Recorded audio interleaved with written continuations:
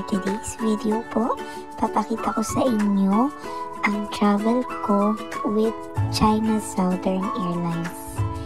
Ako guys, very stressful po ang naging travel ko.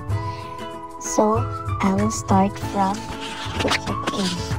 Yung check-in pa lang, delayed na po sila nag-open. Ang flight namin is 8:25 originally.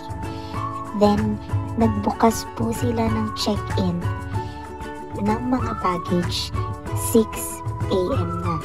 So, imagine, yung mga nandun nakapila, 4 AM pa lang pumunta na po sila sa airport and pumila na sila ng 5 AM pero nagbukas ang check-in nila ng 6. Imagine dun sa haba ng pila sa check-in and yung punta namin ng immigration is ang haba ulit ng pila sa immigration. So, natapos po kami sa immigration mga May 8:20 na. So, takbo na talaga yung mga sasakay ng China Southern Airlines. Tapos, pagdating po namin doon sa boarding gate, sumakay na kami ng aeroplano mga May. And pagsakay namin ng aeroplano, nag-announce nga po sila na madidelay po kami ng 1 oras. Yes, 1 oras po kami nakaupo sa aeroplano. So, ayun po ang naging experience namin. So, sa Pinas pa lang, delay na po kami.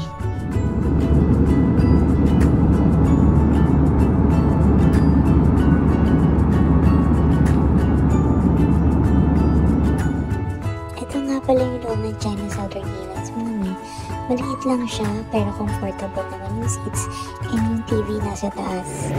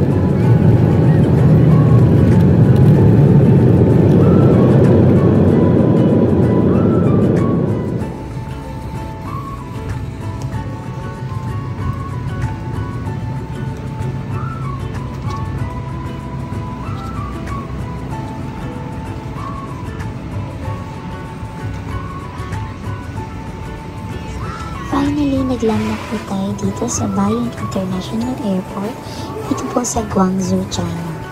And dito na po papasok yung very stressful na part.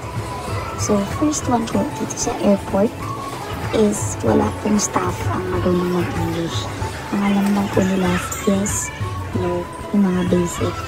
Pero pag tinanong mo po sila ng direction, nasasabihin lang po nila sa inyo, no English. So, kailangan mo talaga mag-adjust, magmano-mano ka maghanap. And second po, wala po silang mga fast food dito na katulad ng KFC, McDonald's.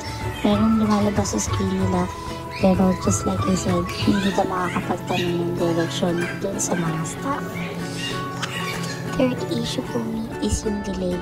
So, ito po, grabe po yung dilim ng ulap sa kanila is umulan po. So, nag-anong sila na due to weather condition, matidelay po. From original travel namin na 3:40, napunta po siya ng 5:50. So, bigay sila ng complimentary here, water po, and yung isa para siyang beans na matamis.